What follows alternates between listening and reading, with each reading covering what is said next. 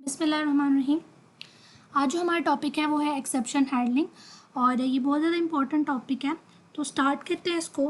इससे पहले कि हम देखें कि एक्सेप्शन हैंडलिंग जावा के अंदर क्या होती है, पहले हम वर्ड एक्सेप्शन का मीनिंग देख लेते हैं या रियल वर्ड में इसका क्या मतलब होता है। तो डिक्शनरी मीनिंग इसका ये है कि आप नॉर्मल कंडीशंस, या फिर अगर मैं आपको बताऊँ तो एक्सेप्शन क्या है कि ऐसा अनवांटेड इवेंट जिसके बारे में आपने तवक्को ना की वो चीज़ अकर हो जाना जो आप एक्सपेक्ट ना कर रहे हो, जो आपकी नॉर्मल रूटीन को डिस्टर्ब करी। मैं रियल लाइफ की बात कर रही हूँ, यानी आप कोई भी काम करने का सोचो और उसके दरमियान में कोई रुकावट आ जाए जिससे आपका काम मुकम्मल ना हो सके, वो एक्सेप्शन है। यानी वो रुकावट जिसके बारे में आपने तवक्को ना की हो और वो आ जाए आपके काम के दौरान, जो आपने एक सेट किया हो, एक गोल सेट किया हो कि मुझे ये काम करना है, और उसके दरमियान एक रुकावट आ जाती है जिसके बारे में आपने एक्सपेक्ट ना किया हो, वो एक्सेप्शन कहलाता है। ऐसा अनवांटेड इवेंट जिसके लिए आप तैयार ना हो। तो इसी तरह से जावा के अंदर भी क्या होता है कि आपके प्रोग्राम के नॉर्मल फ़्लो को जो चीज़ डिस्टर्ब कर देती है, ऐसा इवेंट जो आपके नॉर्मल फ़्लो को डिस्टर्ब करे, वो एक्सेप्शन है। जैसे कि आपके प्रोग्राम में 100 लाइन्स है और आपकी 100 लाइन्स एग्जीक्यूट ना हो सके बिकॉज आपकी किसी लाइन पे आपसे कोई मिस्टेक हो गई है और इससे आपकी रेस्ट ऑफ लाइन्स एग्जीक्यूट नहीं हो रही, आपका नॉर्मल फ्लो डिस्टर्ब हो गया है, तो उसे हम एक्सेप्शन कहते हैं। इसको हम और अच्छे तरीके से समझेंगे जब हम इसे रियल लाइफ एग्जाम्पल से कंपेयर करेंगे। तो चलो देखते हैं real life example. A girl is watching a video on a YouTube on the computer. एक लड़की यूट्यूब के ऊपर एक वीडियो देख रही है और अचानक से वाईफाई बंद हो गया, जिसकी वजह से वो वीडियो अपनी कंप्लीट नहीं कर पाई। तो यहाँ पे क्या है, डिसकनेक्टिविटी या वाईफाई के चला जाना एक एक्सेप्शन है जिसके बारे में तो वो को नहीं की गई थी। ऐसा इवेंट अक्कर हो जाना जिससे आपका काम डिस्टर्ब हो जाए या मुकम्मल ना हो। इसी तरह से अगर आप गाड़ी पे कहीं जा रहे हैं और दरमियान में एक रास्ते में कहीं पे भी कार पंचर हो जाती है, तो वो एक एक्सेप्शन है। यदि आपको इस बारे में तवक्को नहीं थी कि आपकी गाड़ी यूँ ख़राब होगी या पंचर हो जाएगी, तो ऐसा इवेंट जिसके बारे में आप एक्सपेक्ट नहीं कर रहे थे वो अक्कर हो गया, तो वो क्या है, एक्सेप्शन। लेकिन आपको अपनी डेस्टिनेशन पर पहुंचना है। आप कार पंचर होगी इसका मतलब यही नहीं है कि आप अपनी डेस्टिनेशन पे नहीं पहुंचेंगे। आपका इवेंट अक्कर हुआ लेकिन आप अपने फ़्लो को कंटिन्यू करना चाहते हैं। आप चाहते हैं कि आप इसको कोई अल्टरनेटिव सोल्यूशन निकालें, आप इसको रिपेयर करें। जब आप अपनी अनएक्सपेक्टेड इवेंट को रिपेयर कर लेते हैं, मीन्स के अनएक्सपेक्टेड इवेंट को हैंडल कर लेते हैं, तो इट्स मीन इसको हम एक्सेप्शन हैंडलिंग कहते हैं। जैसे कि एक एग्जाम्पल में क्या है कि अगर आपकी कार का टायर पंचर हो गया है और आप उसको रिपेयर कर लेते हैं, इट्स मीन आपका एक्सेप्शन तो आया लेकिन आपने उसको हैंडल कर लिया। सिमिलरली मैंने आपको जो बताया कि पहले एक्सेप्शन क्या है, अनवांटेड इवेंट जिसके बारे में आप एक्सपेक्ट नहीं कर रहे, और फिर अगर आप उस अनएक्सपेक्टेड इवेंट को हैंडल कर लेते हैं ताकि आपका नॉर्मल फ्लो ख़राब ना हो, तो उसे हम एक्सेप्शन हैंडलिंग कहते हैं। एक्सेप्शन आना और फिर उसको हैंडल करना ताकि आपका नॉर्मल फ़्लो जो है वो ख़राब ना हो। इसी तरह से एक और एग्जांपल देखते हैं। जब आप यहाँ पे आप एक रनर को देख रहे हैं जो रन कर रहा है और उसके ट्रैक में एक रुकावट आ गई है, एक एक्सेप्शन आ गई, तो क्या वो अपनी रनिंग रोक दे? ऑब्वियसली नहीं। वो एक अल्टरनेटिव अगर सोल्यूशन निकालता है, यानी वो रुकावट क्या है, वो एक्सेप्शन उसको अक्कर हुई लेकिन उसने उसका एक अल्टरनेटिव सोल्यूशन निकाला और उसने अल्टरनेटिव ट्रैक को यूज़ किया, इट्स मीन एक्सेप्शन आई लेकिन उसने एक्सेप्शन को हैंडल कर लिया। इसी तरह से क्या होता है, जावा के अंदर हमारे प्रोग्राम्स में भी बाज़-औक़ात हमारी मिस्टेक्स की वजह से या कोई और सर्कमस्टेंस की वजह से अगर प्रॉब्लम्स आती हैं, तो उसका मतलब ये नहीं कि अगर हमारा 100 लाइन का कोड है और लाइन 50 के ऊपर एक्सेप्शन आ गई है तो बाकी की लाइन रन ना हो, बाकी की स्टॉप ना हो। ऐसा नहीं होना चाहिए। अगर आपकी एक्सेप्शन आई है तो आपको उसको हैंडल करना आना चाहिए ताकि सिर्फ उसी लाइन पे एक्सेप्शन शो हो, बाकी रेस्ट ऑफ कोड भी रन होना चाहिए। मैं आपको इसको एग्जांपल के थ्रू प्रैक्टिकली करके भी दिखाऊंगी ताकि आपको इसका पता चल सके कि प्रोग्रामिंग में एक्सेप्शन कैसे आती है और उसको कैसे हैंडल किया जाता है। तो एक्सेप्शन हैंडलिंग क्या है, जैसे मैंने आपको बताया कैसा पावरफुल मैकेनिज़्म है जिससे हम अपने नॉर्मल फ़्लो को मेंटेन कर सकते हैं, अपनी एप्लीकेशन के, अपने प्रोग्राम के नॉर्मल फ़्लो को डिस्टर्ब होने से बचा सकते हैं। एक्सेप्शन आपके नॉर्मल फ़्लो को डिस्टर्ब करता है और हैंडलिंग क्या है, आपके नॉर्मल फ़्लो को मेंटेन करना ताकि आपका नॉर्मल फ़्लो स्मूथली रन कर सके, मतलब आपका प्रोग्राम स्मूथली रन कर सके। तो मैं आपको यही वाली एग्जांपल बताती हूँ। ये देखें, आपके प्रोग्राम में क्या है, 10 स्टेटमेंट्स हैं और आपका स्टेटमेंट नंबर 5 के ऊपर एक एक्सेप्शन आ जाती है, मतलब आप कोई मिस्टेक कर देते हैं, तो उससे क्या होगा कि लाइन 1 to 4 रन होगी और 5 पे एक्सेप्शन आएगी तो प्रोग्राम स्टॉप हो जाएगा। लेकिन ये तो गलत बात है, आपकी 10 स्टेटमेंट है, एक्सेप्शन तो आपका सिर्फ एक लाइन पे है, लाइन नंबर 5 के ऊपर। तो अगर एक्सेप्शन यहाँ पे है तो सिर्फ यहीं पे इसका एरर आना चाहिए, बाकी रेस्ट ऑफ लाइंस तो रन होनी चाहिए ना। तो इस चीज़ को हैंडल करना मतलब कि हमें जहाँ पे ये हमारी प्रेडिक्शन हो कि यहाँ पे एरर आ सकता है, उसको हम हैंडल कर लें तो हमारा रेस्ट ऑफ कोड जो है वो ख़राब होने से बच सकता है। मैं आपको इसको एग्जांपल के थ्रू करके बताती हूँ। हम इक्लिप्स में जाते हैं, यहाँ पे मैंने एक प्रोजेक्ट क्रिएट किया एक्सेप्शन के नाम का और वहाँ पे मैंने टेस्ट के नाम की एक क्लास बनाई है। यहाँ पे मैं एक स्टेटमेंट लिखती हूँ system.out.println और मैं इसको कॉपी कर लेती हूँ।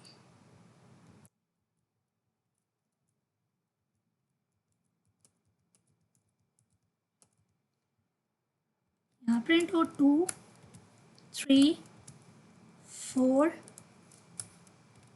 5 6 7 8 एंड 9।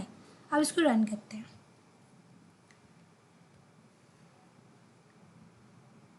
तो ये देखें हमारा प्रोग्राम स्मूथली रन हुआ क्योंकि कहीं पे भी कोई मिस्टेक नहीं थी। ये क्या है, आपके प्रोग्राम का नॉर्मल फ्लो, यानी आप मिस्टेक नहीं करते तो टॉप टू बॉटम आपका प्रोग्राम परफेक्टली एग्जीक्यूट होता है। लेकिन अगर बाय मिस्टेक हम कहीं पे, फॉर एग्जांपल यहाँ पे इस लाइन पे एक्सेप्शन है, मैं अगर लिख देती हूँ 50 डिवाइडेड बाय 0, हो सकता है ये बाय मिस्टेक भी हो। अब आप कहेंगे कि हम लोग ये गलती करेंगे क्यों? देखिए बाज़-औक़ात क्या होता है कि सिर्फ एक्सेप्शन हम लोग जानबूझ के नहीं करते, बाज़-औक़ात हम लोग यूज़र से इनपुट ले रहे होते हैं, उस वजह से भी कोई मिस्टेक होने की वजह से आपके रेस्ट ऑफ प्रोग्राम पे फ़र्क पड़ता है, उसकी एग्जीक्यूशन में प्रॉब्लम आती है। एक्सेप्शन कई तरीके से आ सकती है। अब ये वाली एक्सेप्शन क्या 50 divided by 0 is not possible, ये एक अरिथमेटिक एक्सेप्शन है। तो अब देखते हैं कि अगर मैं यहाँ पे एक प्रॉब्लम कर चुकी हूँ, यहाँ पे एक एक्सेप्शन है, तो मेरा प्रोग्राम किस तरह से रन होता है।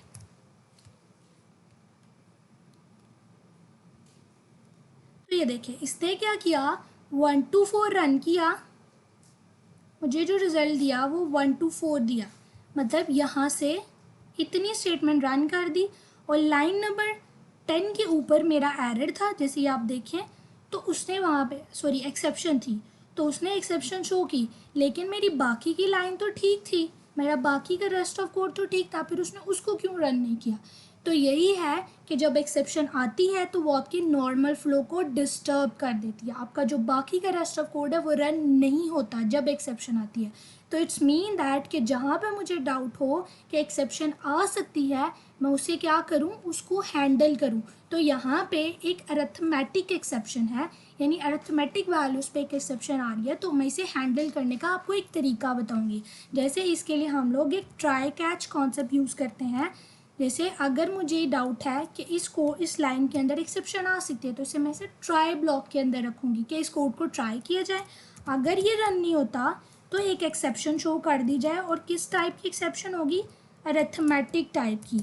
तो मैं ये अरिथमेटिक बनी हुई क्लास है और मैं इसी को यूज़ करूँगी, जो मुझे बता दे कि इस लाइन पे अगर एक्सेप्शन है तो ये कैच वाला एरिया पहले ट्राई वाला ब्लॉक इस कोड को ट्राई करेगा, अगर एक्सेप्शन होगी तो कैच एक्सेप्शन मुझे इसका एरर बता देगा। और इससे क्या होगा, मेरी बाकी का रेस्ट ऑफ कोड जो है वो भी प्रिंट होगा और सिर्फ जिस लाइन पे एक्सेप्शन है उस लाइन पे वो एक्सेप्शन एरर शो कर देगा। तो मैं यहाँ पे लिखती हूँ कि अगर मेरी इस लास्ट इसमें कोई एक्सेप्शन है तो वो इसको प्रिंट कर दे और बाकी के कोड को भी उसी फ्लो में प्रिंट करे। प्रिंट ई, जो इस क्लास का ऑब्जेक्ट है उसी को प्रिंट कहते हैं, जो भी मुझे ये क्लास रिटर्न करेगी वो यहाँ पे प्रिंट हो जाएगा।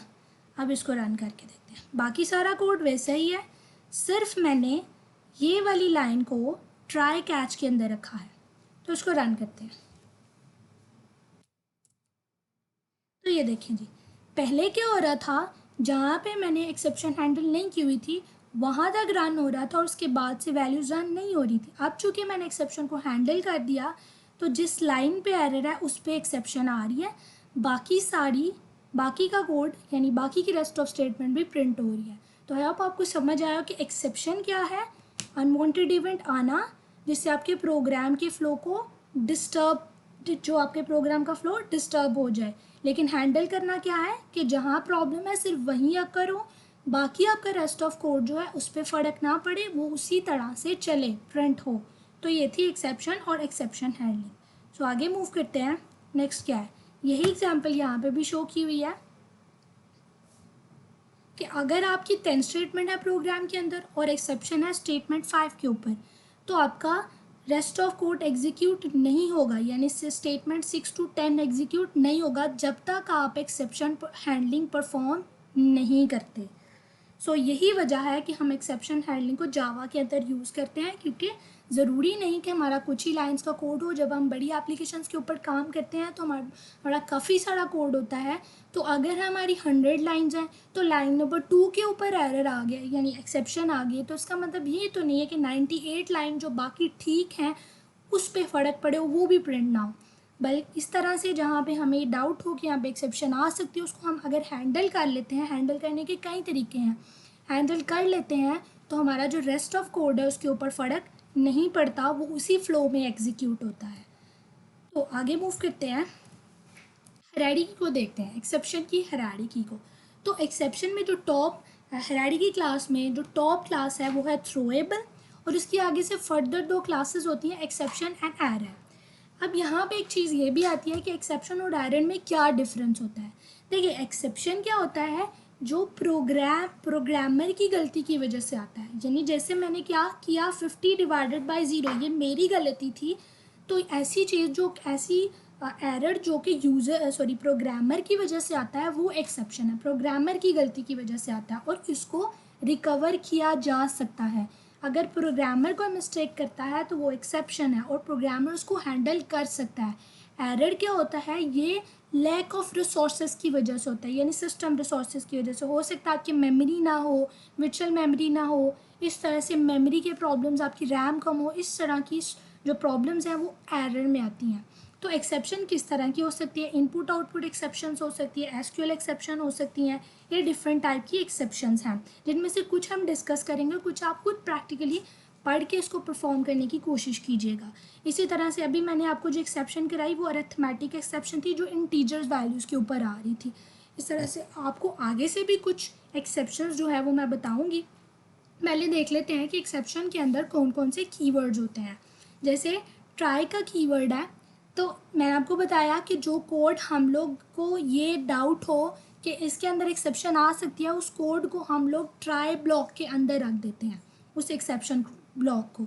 और इसके अगर हम ट्राई ब्लॉक के अंदर कोड को रखते हैं तो हमें कैच और फाइनली ज़रूर यूज़ करना पड़ता है, या आप कैच यूज़ करें या आप फाइनली। कैच कब यूज़ होता है, जो हमें एक्सेप्शन हैंडल करने के लिए यूज़ होता है। ट्राई जो कोड को ट्राई करेगा और कैच जो एक्सेप्शन को हैंडल करेगा, बताएगा कि हम इसको क्यों यूज़ नहीं कर सकते, ठीक है।